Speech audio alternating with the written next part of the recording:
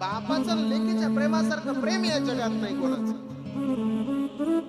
जुना काळ होता, पहिलीला होतो आम्ही, पहिली दुसरीला शाळेला गावाकडे होतो. गरिबी होती आमची, पण जवळाला गाव आहे माझं. त्या जवळाला गावापासून माझ्या मामाचं गाव 25 किलोमीटर, देवदैठण जामखेड तालुक्यामध्ये. पूर्वीच्या काळामध्ये गाड्या असायच्या, एसट्या होत्या, पण एसट्या असून काय करता, गाडीत बसायला पैसे नव्हते. म्हणून आम्ही पूर्वीच्या काळामध्ये मामाच्या गावाला आईसोबत चालत जायचो.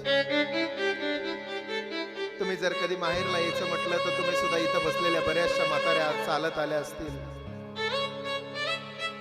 आम्ही पहिलीला होतो, पहिलीला.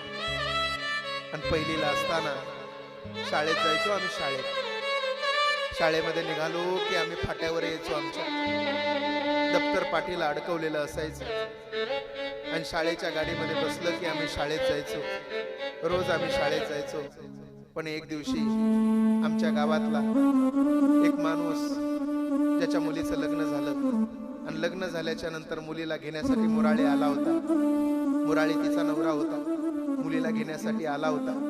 माणूस सुद्धा तो आमच्या गावाचा रामातात्या होता. त्याच्या मुलीला घेऊन आला होता, फाट्यावर आला होता. आम्ही सगळेजण गाडीची वाट बघत होतो. एसटी पुढून येत होती. आम्ही 2-4 पोरं होतो. पोरगी त्या रामातात्याची सोबत होती.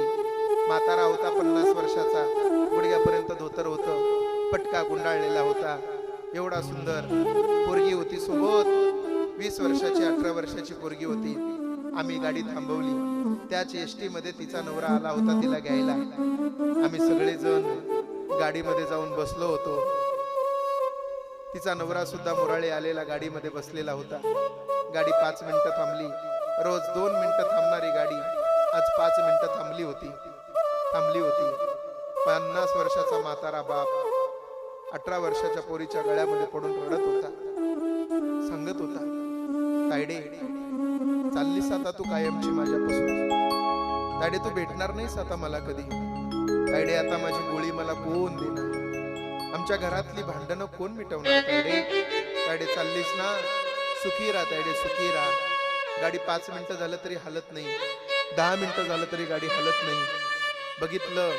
बघितलं पोरगी वर चढली. आम्ही सगळेजण उठून पाहत होतो.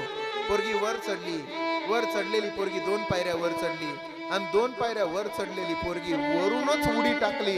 बापाच्या गळ्यात धाड दिसणे पडली. पोरगी मोठ्या मोठ्याने रडायला लागली आणि म्हणायला लागली, बाबा बाबा येते मी आता, बाबा बाबा बाबा काळजी घ्या बाबा.